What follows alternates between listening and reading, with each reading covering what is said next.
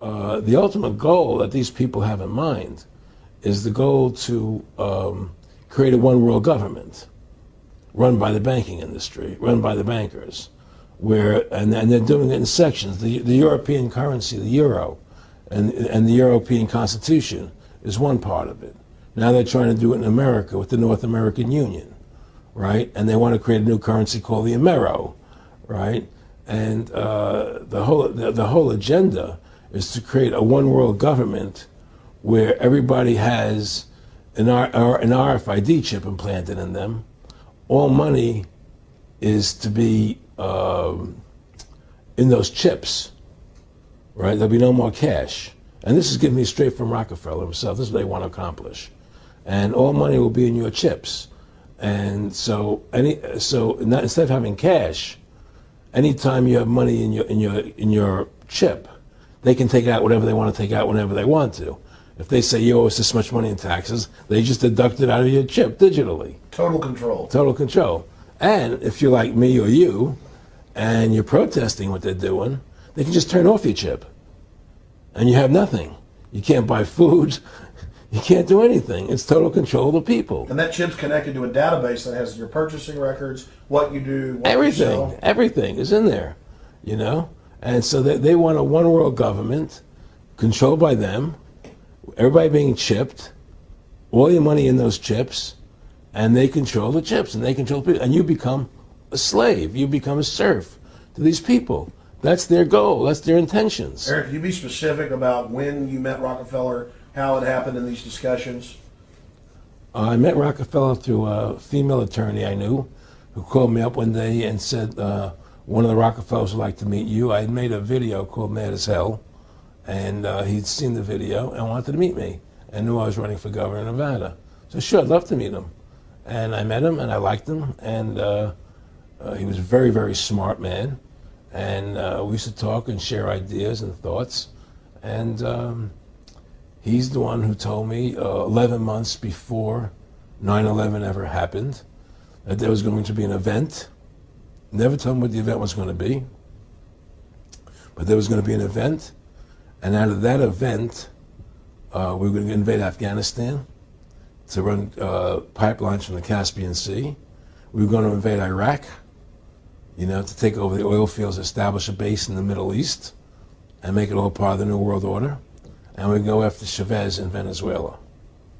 And sure enough, later 9/11 happened. And I remember he was telling me how how you're going to see soldiers looking in caves for people in Afghanistan and Pakistan and all these places. And there's going to be this war on terror, which is no real enemy.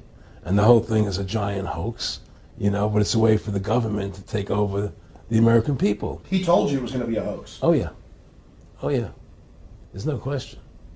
He says, there's going to be war on terror. And he's just laughing. There's no... Who are we fighting? I mean, why do you think 9/11 happened and then nothing's happened since then?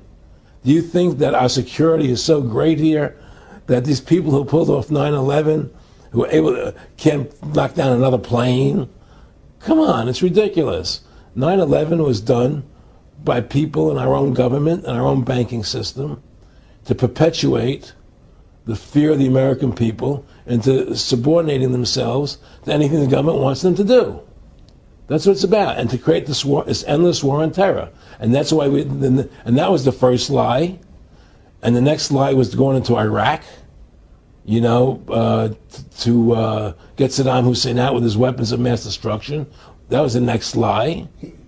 Now, specifically, this was a little over 6 years ago.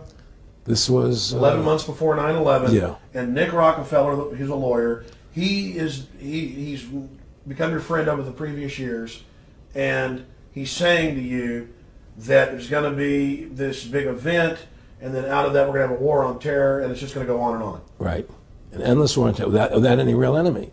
That you can never, so you can never define a winner. And did he say that it's going to be perfect because you can't define an enemy? It just goes on and on. Yeah, because you can't define a winner.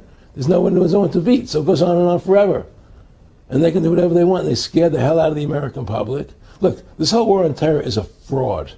It's a farce. It's very difficult to say it out loud because people are intimidated against saying it. Because if you say it, they want to make you into a nutcase. Let's But be the truth has to come out. That's why I'm doing this interview.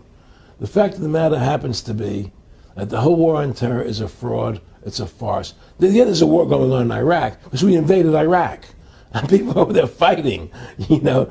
But the war on terror, it's a joke, you know. And until we discover what really happened on 9/11 and who was responsible for 9/11, because that's where the war on terror emanates from. That's where it comes from.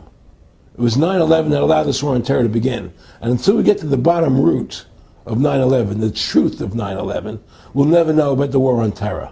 Aaron, you said that he was, and I think it's important, and I know this about the Rockefellers from Dr. Dennis Cuddy and many others who literally, you'll be 20 years old in a lunch line at college, and there's David Rockefeller. And here's here. I mean, they're experts at recruiting and getting what they call players, and that clearly he was, I mean, I want to make it specific and just get you to reiterate what you said last night about you got 30% of the vote, you were having an effect, you made mad as hell. They knew that you'd started the Constitution Party. Yeah. They knew that you were somebody who was taking action and getting things done. You'd already made some big films, had a lot of other successes. Right. So they were trying to recruit you, and didn't it come down to the point of, hey, we are here to recruit you, and don't worry, your chip's going to say, don't mess with us. You know, this guy's don't touch. Yeah, yes, that did happen. I was definitely being recruited, but it's more subtle than that. Well, in your words, just go through the process, and then what he said. Well, what it is remember we were friends, and we used to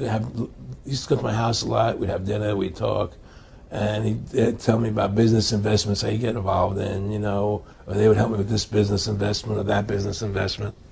And was I interested in joining the Council on Foreign Relations? You know, I would have to get a letter to join them, but was I interested in that?